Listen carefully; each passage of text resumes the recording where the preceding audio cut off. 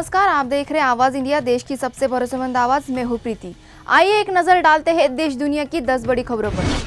प्रधानमंत्री नरेंद्र मोदी ने राष्ट्रपति द्रौपदी मुर्मू से राष्ट्रपति भवन में मुलाकात की है। ये मुलाकात संसद के मानसून सत्र से पहले हुई है, जो 21 जुलाई से शुरू होना है। पीएम मोदी 5 देशों के दौरे से लौटने के बाद अब घरेलू राजनीतिक समीकरणों को साधने में जुटे हैं। उसकी कूटनीतिक यात्रा में घाना, ब्राजील, अर्जेंटीना, त्रिनिदाद और नामीबिया शामिल रहे। इजरायल में नेतन्याहू सरकार संकट में है। उनकी सहयोगी शास पार्टी ने कैबिनेट से इस्तीफा दे दिया है, जिससे सरकार अल्पमत में आ गई है।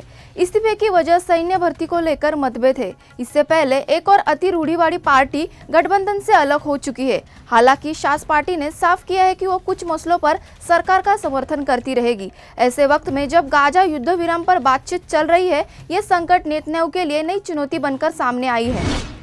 पाकिस्तान में जेल में बंद पूर्व प्रधानमंत्री इमरान खान ने सेना प्रमुख आसिम मुनीर पर सीधा आरोप लगाया है। उन्होंने कहा कि अगर उन्हें जेल में कुछ हुआ तो उसके जिम्मेदार सिर्फ आसिम मुनीर होंगे। इमरान खान का कहना है कि जेल में उन्हें और उनकी पत्नी बुशरा बीबी को अमानवीय व्यवहार का सामना करना पड़ रहा है। उनकी पार्टी 5 अगस्त से सरकार और सेना के खिलाफ देशव्यापी आंदोलन छेड़ने की तैयारी में है। बांग्लादेश में मोहम्मद यूनुस के नेतृत्व वाली अंतरिम सरकार के खिलाफ शेख हसीना समर्थक सड़कों पर उतर आए हैं। गोपालगंज में हुए प्रदर्शन में 4 लोगों की मौत हो चुकी है और हालात इतने बिगड़े कि टैंक सड़कों पर लाने पड़े। दोनों पक्ष एक दूसरे पर हिंसा भड़काने का आरोप लगा रहे हैं। कर्फ्यू लगाकर सेना और अर्धसैनिक बलों को तैनात किया गया है। इस हिस्सा को लेकर मोहम्मद यूनुस ने तीखी प्रतिक्रिया दी है और दोषियों को सजा दिलाने की बात कही है।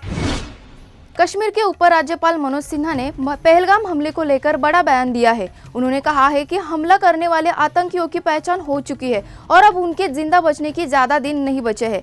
सिन्हा के मुताबिक ऑपरेशन सिंदूर के जरिए पाकिस्तान को कड़ा संदेश दिया गया है। उन्होंने भरोसा जताया कि आने वाले दिनों में अच्छी खबरें मिलेंगी, लेकिन तारीख तय करना अभी ठीक नहीं। 22 अप्रैल को इस आतंकी हमले में 26 लोगों की जान चली गई थी, जिनमें अधिकतर पर्यटक थे।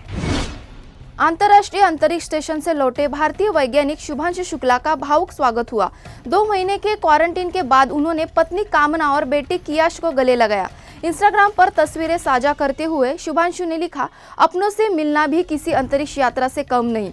बेटे को 2 महीने तक छू भी नहीं पाया था। उन्होंने लिखा, आज ही किसी अपने को गले लगाइए और कहिए कि आप उनसे प्यार करते हैं। एक्सियोम स्पेस ने टेक्सास में मिशन की वापसी पर जश्न मनाया है। उत्तर भारत में मानसून एक बार फिर रफ्तार पकड़ रहा है। मौसम विभाग ने दिल्ली, एनसीआर, यूपी, बिहार, झारखंड और कई अन्य राज्यों में भारी बारिश का अलर्ट जारी किया है। बिहार में नदियों के उफान से हालात बिगड़े हैं। गया में 4 लोगों के डूबने की खबर है। वज्रपात से 15 लोगों की मौत हो चुकी है। कई जिलों में रेड अलर्ट घोषित किया गया है। रेलवे लाइनें, अस्पताल और सड़कों पर पानी भरने की वजह से जनजीवन अस्त व्यस्त हो गया है। महाराष्ट्र में शिवसेना, यूबीटी और एमएनएस की संभावित नजदीकियों पर चर्चा तेज हो गई है। एक मंच पर राज ठाकरे और उद्धव ठाकरे नजर आए, जिसके बाद गठबंधन की अटकलें लगाई गई। हालांकि राज ठाकरे ने इन चर्चाओं को खारिज करते हुए कहा कि उनके नाम से गलत बयान चलाया गया। उन्होंने स्पष्ट किया कि कोई भी गठबंधन होगा तो वो औपचारिक तौर पर घोषित किया जाएगा। महाराष्ट्र विधान परिषद में मुख्यमंत्री देवेंद्र फडणवीस ने पूर्व सीएम उद्धव ठाकरे को सत्ता पक्ष में आने का ऑफर देकर सभी को चौंका दिया। हालांकि उन्होंने इसे मजाकिया लहजे में कहा, लेकिन राजनीतिक हलकों में चर्चा शुरू हो गई है। बाद में ग्रुप फोटो के दौरान उद्धव ठाकरे की बैठने की स्थिति को लेकर भी असमंजस दिखा। फडणवीस के इस बयान को राज्य की राजनीति में नए संकेत मिलने लगे हैं। लखनऊ में नकली और नशीली दवाओं का बड़ा जखीरा पकड़ा गया है।